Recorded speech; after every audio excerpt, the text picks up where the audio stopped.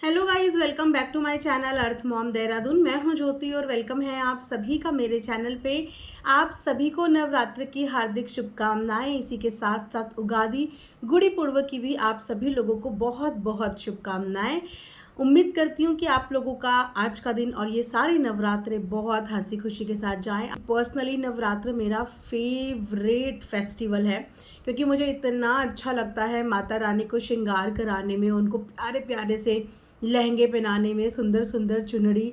तो मुझे बहुत अच्छा लगता है। तो नवरात्र में ना मेरा एक अलग ही मतलब कहते हैं ना इंटरेस्ट और पर्सनल फेवरेट है। हाँ, तो इसीलिए आज का रिएक्शन वीडियो भी लेट हो गया था और हो सकता है कि नवरात्र के दिनों में वीडियोस थोड़ा सा ऐसे ही लेट आए क्योंकि मेरी पहली प्रायोरिटी होगी माता रानी ऑब्वियसली। तो चलिए इसी के साथ साथ हम लोग आज का रिएक्शन वीडियो भी शुरू करते हैं। उम्मीद करती हूँ कि आप लोगों को पसंद आए। कमेंट्स में कमेंट करके ज़रूर बताना। तो फिलहाल मैं कल लाइव आई थी और लाइव में मुझे बहुत सारे पॉइंट्स आप सबके माध्यम से पता चले थे। जैसे कि मैंने लाइव में भी कल बोला था कि मैंने वीडियो नहीं देखा है और मैं पर्टिकुलर वही वीडियो देखती हूँ जिसके ऊपर मुझे रिएक्शन देना होता है, क्योंकि पॉसिबल नहीं होता सारे व्लॉग्स एक टाइम पे देखना। तो जब आप सबने मुझे कल लाइव पे कमेंट्स करे थे तो हाँ, मैंने वो वाला व्लॉग देखा जो व्लॉग देखने के लिए आप सबने बोला था, और वो व्लॉग आई थिंक कल का था। जी हाँ, वो कल का ही व्लॉग था जगत भैया का। देखिए, रिएक्शन का एक जो मेन पैटर्न होता है वो यही होता है कि हर कंटेंट पे रिएक्ट करना, एज पर वीडियो रिएक्ट करना। क्योंकि अभी पिछले 4-5 दिन पहले जो कंट्रोवर्सी शुरू हुई थी, उस कंट्रोवर्सी में इनके तरफ से कोई गलती नहीं थी। तो डेफिनेटली जब ये गलत थे ही नहीं तो मैं इनके लिए गलत नहीं बोलूँगी। लेकिन मैंने कल का जो व्लॉग देखा, कल के व्लॉग में मुझे बहुत सारी जगह गलतियाँ दिखी। और एक होता है कि जाने अनजाने हुई गलती, और एक होता है कि इंटेंशनली करी हुई गलती। तो कल इंटेंशनली पोकिंग हुई है जगत दीदी को जगत भैया द्वारा। अब मैं यहाँ पे एक बात और क्लियर कर देती हूँ कि इस पोकिंग में जो सबसे ज़्यादा शिकार हो जाएगा वो हो जाएगी जगत भाभी। शायद उनको पता भी नहीं होता जब इनके हस्बैंड शूट करते हैं या उनका एक रिएक्शन लेते हैं, एक्सप्रेशन लेते हैं कि वो बात किस बारे में कर रहे हैं, वो देख के क्या आए हैं, वो बोल क्या रहे हैं, और वो यहाँ से रिस्पॉन्ड करती है। लेकिन इनकी वजह से सुनना उसको भी पड़ता है। इन्हें मज़ा आ रहा था ये करने में। लिटरली जब मैंने वो सीन देखा, ये एक डेंटिस्ट के यहाँ गए, वहाँ पे डॉक्टर के नेम सिमिलर थे जगत जीजा जी और जगत दीदी के साथ, तो इनको उनके नाम देख के हंसी आ गई। मतलब इतनी हंसने वाली क्या बात है। और हंसने वाली बात तो छोड़िए, मतलब कैमरे में ये दिखाना, रिकॉर्ड करना, ऑडियंस के सामने दिखाने की, मतलब ऑडियंस के सामने ये दिखाने की कैसे हिम्मत आ जाती है। शायद बहुत नॉर्मल था आपके लिए वो दिन, क्योंकि उन दिनों में भरपूर आप सबने कंटेंट बनाया, भरपूर आप लोगों ने रेवेन्यू बनाया, और उसके बाद आप आज साथ भी हैं। ठीक है, शायद आपके लिए वो डेज बहुत नॉर्मल थे। लेकिन उन दिनों की वजह से जो तमाम जनता के दिल में रिश्तों के नाम पे डाउट डेवलप हो गया है, रिश्तों के नाम पे विश्वासघात हो गया है, और वो जो लेडी जो आज तक इसका भुगतान कर रही है, उसके लिए शायद आपका ये कल वाला मजाक ना मजाक नहीं होगा। ये मजाक, ये हंसी उन तमाम दिलों को कल वापस से दुखा गई जो दिल रोज ओवरकम करने की कोशिश कर रहे हैं। रोज थोड़ा थोड़ा टाइम बीतता है, बोलते हैं ना, तो इंसान के घाव भरते हैं, बीती बातें भूलता है इंसान, आगे बढ़ता है। लेकिन जब बीती बातों को लेके इस तरीके के पोकिंग और टॉन्ट मारी जाती है तो वो होता है किसी के जख्म पर नमक छिड़कना। क्योंकि आपके जख्म तो अच्छे से भर चुके हैं, क्योंकि बाय ग्रेस ऑफ गॉड आपकी फैमिली डगमगाने के बाद भी, हिलने के बाद भी आज साथ हो गई है, और बहुत अच्छे वाला साथ हो गई है। तो आपके घाव कंप्लीट तरीके से भर चुके हैं। लेकिन एक का परिवार बसने से पहले टूट गया, उसके साथ साथ ऑडियंस जो उनको पसंद करती थी उनके दिल टूटे, जो आप दोनों का रिश्ता पसंद करते थे एज अ ब्रदर सिस्टर, उनके विश्वास टूटे। तो उनके जख्मों पर ये नमक छिड़कने वाली बात हो गई थी कल। हंसी कैसे आ सकती है? एक एक्स्ट्रा मैरिटल अफेयर पे एक आदमी को, एक पति को हंसी कैसे आ सकती है? और हंसी आई तो उसको कैमरे में कोई कैसे कैप्चर कर सकता है? और अपनी वाइफ के आगे कैसे वो नाम बोल सकता है?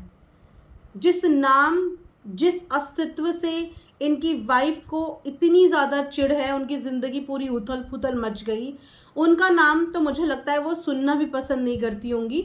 तो उस नाम को लेकर थंबनेल चिपका देना और उस नाम को लेकर कल की वीडियो का हाईलाइट कंटेंट बना देना, क्या इस चीज़ के लिए जगत भाभी को प्रॉब्लम नहीं होगी? इन्होंने अपनी वीडियो में कहा था ना, जो मनीषा को प्रॉब्लम होगी जिस चीज़ से, वो चीज़ नहीं होगी। उसको जो चीज़ नहीं पसंद होगी वो चीज़ नहीं होगी। एंड आई एम श्योर कि आपकी ये वाली हरकत तो उनको पसंद नहीं आई होगी, आपकी ये मजाक तो उनको पसंद नहीं आई होगी, क्योंकि ये मजाक करने वाली बात ही नहीं थी।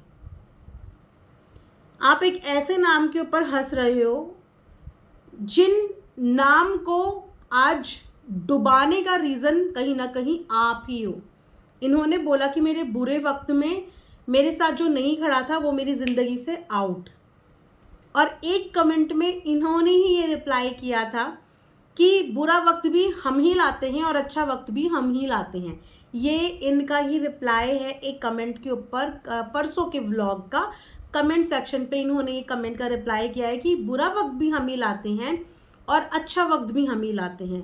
तो जब बुरा वक्त भी आप लाते हो और अच्छा वक्त दोनों आपके हाथों में होता है, तो फिर उसकी एक्सपेक्टेशन दूसरों से क्यों होती है, अगर वो आप ही के हाथ में है? और ये वाला तो आपके ही हाथ में था।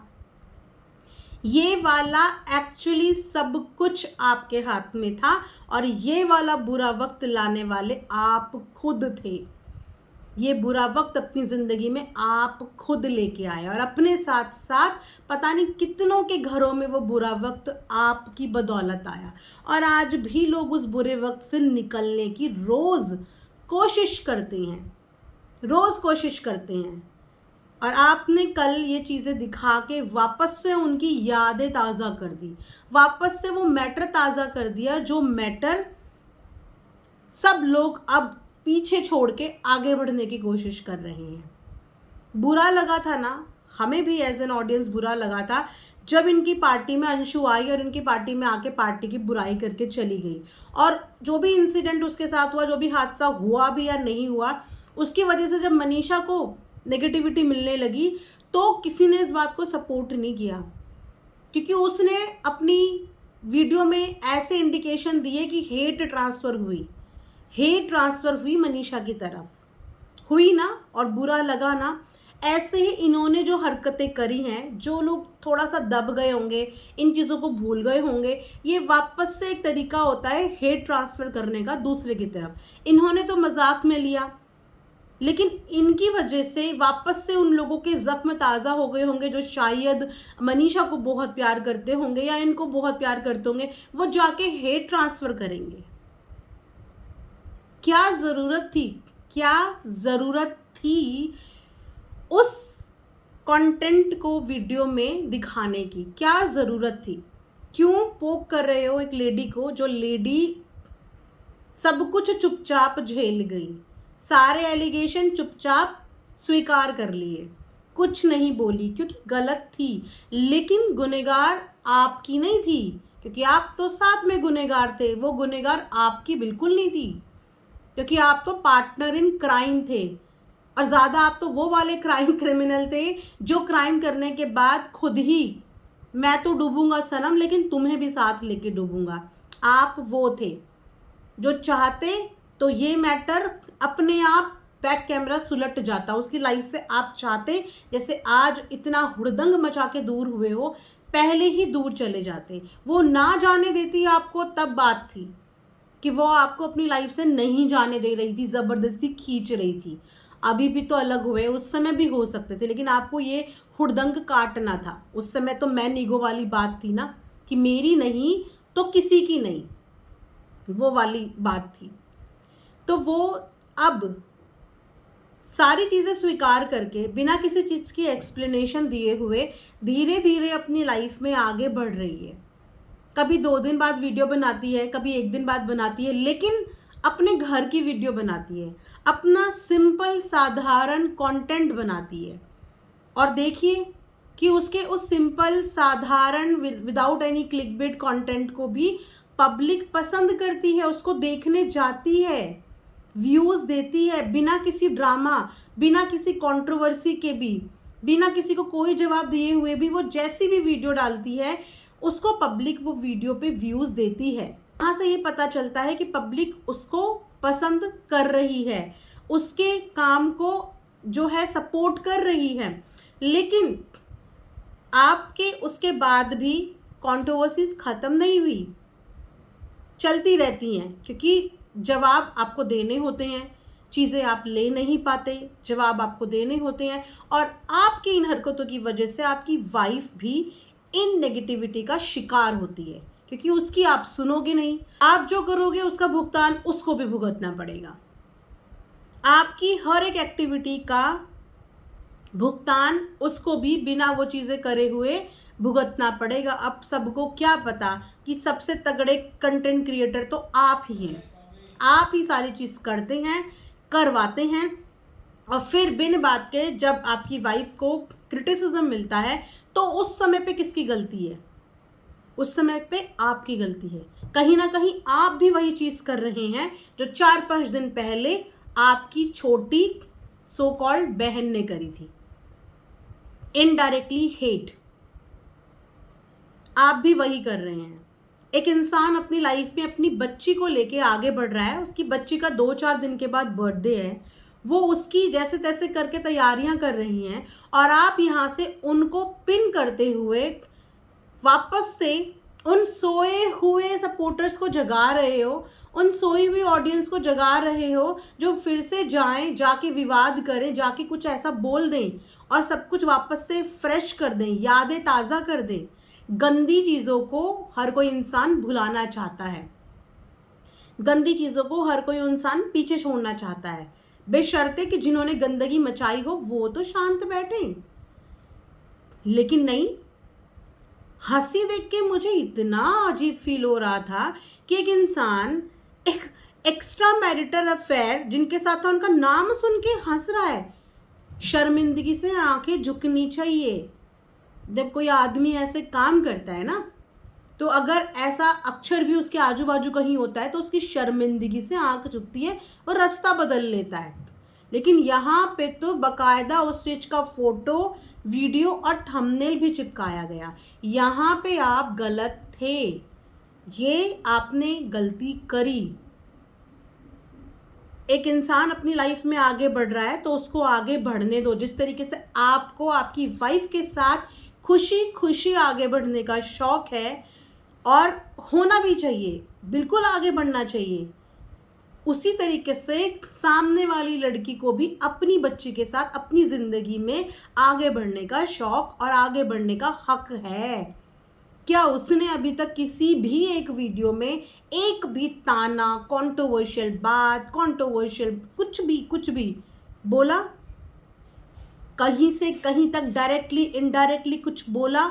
नहीं बोला ना। तो आपने कल उनको क्यों पोक किया? अब ये मत बोलना कि वो तो मैंने रैंडमली, क्योंकि सबको पता है कि आपने पर्पसली बोला, घर आने के बाद भी आपने बोला। आपने उन दोनों नाम का जो है बड़ा मजाक बनाया।